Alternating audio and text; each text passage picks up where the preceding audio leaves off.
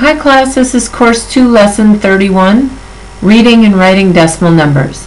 You do not need to write this here in the box. These are the objectives. You're going to identify place values to the right of the decimal point. You will write a decimal as a fraction, and you will read and write a decimal number. This is a place value chart, and I believe that you have the left side of the decimal point in your notes already. The right side, make sure that you write this down. When you get to the decimal point, this is the only time that you will say the word and. When you read the word and, that indicates a decimal point. When you see the decimal point and you're reading, that's where you say and. After the decimal point are tenths, hundredths, thousandths, 10,000ths, 100,000ths, millionths, and that list will continue on forever. Each of these place values is dividing the previous one by 10, and that's what these fractions indicate here. Okay, to write a decimal as a fraction, basically you say it when you read it, and then write it with the place value in the denominator and reduce. So we're going to do 3 examples here. Write these down, and then we'll work through them. So write 3/10 as a fraction and a decimal. Okay. I guess this is probably write as a decimal and a fraction. So write 3/10. So what is 3/10? Well, 3 out of 10. That's the fraction. And as a decimal, the tenths place is the first one to the right of the decimal. Okay, that's not very difficult, is it? We just have to know what we're talking about, where the place value is in relationship to the decimal. Now, I write this leading 0 here. That helps me understand that a decimal is coming, because we typically do not start numbers with the number 0. So if you have that leading 0, that is a great way to indicate that you have a decimal next. Next example, write 13/100ths as a fraction and as a decimal. 13/100ths as a fraction, it's 13 out of 100. As a fraction, it cannot be reduced. Okay, 13 out of 100, 13 is prime, so there's nothing we can do. However, if this were able to be reduced, you need to reduce. As a decimal, the place value for hundredths is the second one, right? It'd be decimal point tenths, then hundredths, so we'd fill those in with the 13. This underline, what I just did there, that's called a skeleton. Okay, it's kind of like putting the bones out there for the place value, and that'll be a really handy tool for you so that you get the numbers in the right place. Write 7/100ths as a fraction and a decimal. So as a fraction, it's 7 out of 100. Hundredths indicates the denominator is 100. And as a decimal, I'm going to use that skeleton, so there's a 0, leading 0, the decimal, and hundredths would be the second place, tenths, hundredths.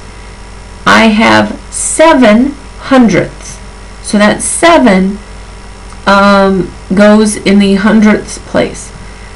Any places to the left or in between the decimal and the number need to be filled in with a 0. Okay, these are 3 examples of figuring out which digits are in the different places. So we're working on identifying place value here. So what digit is in the thousandths place? And remember, anything after any decimal places Okay, anything to the right of the decimal will have this THS in it. In contrast, the next problem is tens. There's no THS. Okay, so we have to pay careful attention to those words to make sure that we're getting the right place value. Thousandths place, if you refer back to your chart, that would be the third place. So tenths, hundredths, thousandths. So this, in this number, we have a 6 in the thousandths place. In the next example, same number, what digit is in the tens place? Not tenths, tens. Well, that's the 4, right? You should, that should have been easy. It's just a critical reading problem. What place value does the 1 have? Okay, so we need to find the 1. So the 1 is right here.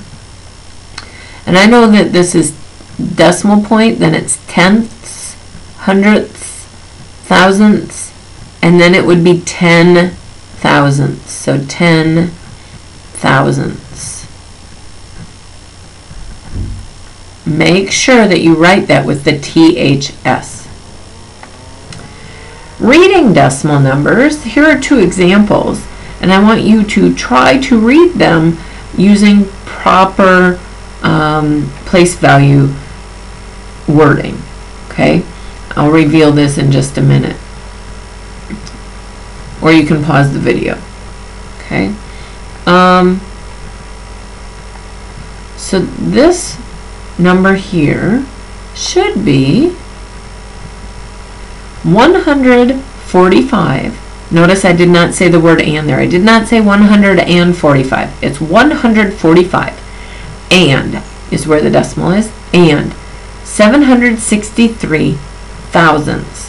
Okay, when you say the place value behind the decimal, read the number as if it were a whole number, 763. Then tell me what the place value is of that last digit. Okay, the other example here, we know we have 90, right? 90 and 9 hundredths.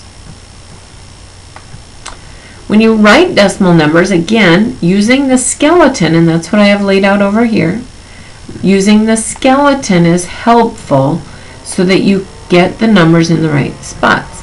So it's 603. So 100 is 3 places before the decimal, and so I put the decimal point, 48 hundredths. The hundredths place is 2 after the decimal.